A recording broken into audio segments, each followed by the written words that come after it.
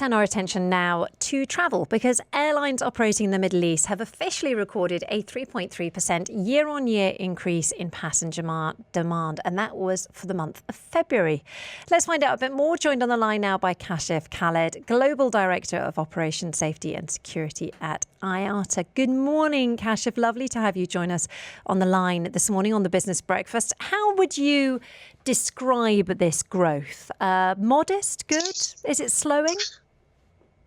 So, good morning. I would say it's modest growth. We are seeing growth taking place year over year compared to 2024, but that is at a diminishing pace due to a range of factors. February was generally a good month, and what we saw within the Middle East is we had a little bit of growth, but still, the airlines have been adding capacity, reintegrating routes into the network. But February is also a time which is heavy tourism season for the Middle East region, plus also within intra-GCC traffic, there's a lot of visiting friends and relatives travel as well. So generally, we saw a growth of about 3.1% for the Middle East region, predominantly due to the growth between Asia Pacific and the Middle East, but also travel within the Middle East, especially in markets such as the Kingdom of Saudi Arabia and Egypt, as well as Saudi Arabia and the United Arab Emirates. How does this region compare to the rest of the world? Are they also seeing a similar level of growth? So globally, we've seen a slowdown in growth in many of the markets like North America as well as Europe, but Asia Pacific still continues to be growing at the fastest pace. And that's because Asia Pacific historically has been lagging behind the other regions, so they have a lot of catching up to do. But also generally, January and February are busy for the Asia Pacific region because of the Chinese New Year, but plus also a lot of tourism traffic takes place during the month of February as well. And it was a bit of an anomaly this year because in 2024, we had the Lunar New Year in February, but this year it was in January. So the traffic numbers were a little bit staggered. But still, Asia Pacific growing about 9.5%, followed by Europe and then the Middle East.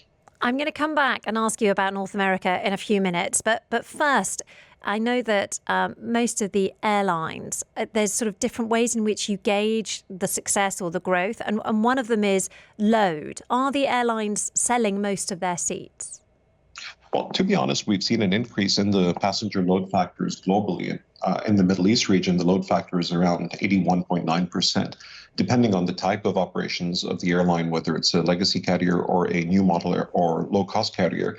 They have different targets in terms of load factors, but 81.9% is actually quite a healthy load factor to achieve for the industry, especially in the Middle East region. And we saw similar rates in other markets such as Latin America, as well as Asia Pacific, whereas in Africa, the load factors have still yet to recover back to normal levels. Okay, so we've talked about this a lot on the Business Breakfast, but Saudi Arabia's Riyadh Air set to take to the skies later this year. It's going to be potentially the biggest disruption we've seen in the Middle East, in the airline industry in the Middle East for some decades. What impact are you expecting that airline to have on passenger demand and on that load factor we were just talking about? Well, I personally think that there's healthy growth taking place both in the Kingdom of Saudi Arabia as well as the region. Saudi Arabia has very ambitious targets of nearly tripling their traffic. They're investing heavily into infrastructure as well as other giga projects that are driving a lot of that growth, as well as connecting the Kingdom of Saudi Arabia to new markets which weren't previously served. So I'm sure Riyadh Air will fill some of that gap and bring in more travelers. In terms of opportunities, I think it's a good opportunity for most of the airlines in the region. I don't see a huge disruption to the airlines in the UAE or other operators within the region because most of the airlines do operate a hub and spoke model, bringing in passengers from all around the world using the hubs in the Middle East and enabling passengers to connect onto their onward destination. How Riyadh and Dubai in particular differ is that there's a lot of origin and destination traffic, given the business and tourism investments that both the Emirate of Dubai as well as the Kingdom of Saudi Arabia is making. So not only do passengers want to transfer at Dubai or in the future Riyadh, but also there's a lot of business meetings, conventions, incentives taking place, and a lot of corporate traffic coming in as well.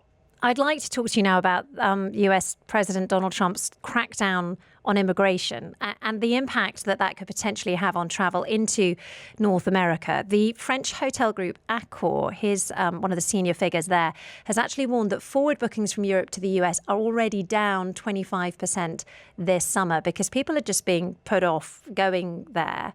Are you anticipating sort of an impact on global travel going forward? I know that this isn't, you're more Middle East focused, but it's a huge story. Absolutely. From our perspective, any restrictions or changes to visa or entry regulations impacts travel. We see an inverse relationship between governments that have a restrictive visa policy and what that means for travel. But speaking on that specifically, we've seen various narratives coming out of the U.S. with respect to immigration and visa policy, which will have an impact on air travel demand, not only from Europe, but also other regions as well. There's a lot of apprehension from emerging markets, which may see additional measures or restrictions being put on place.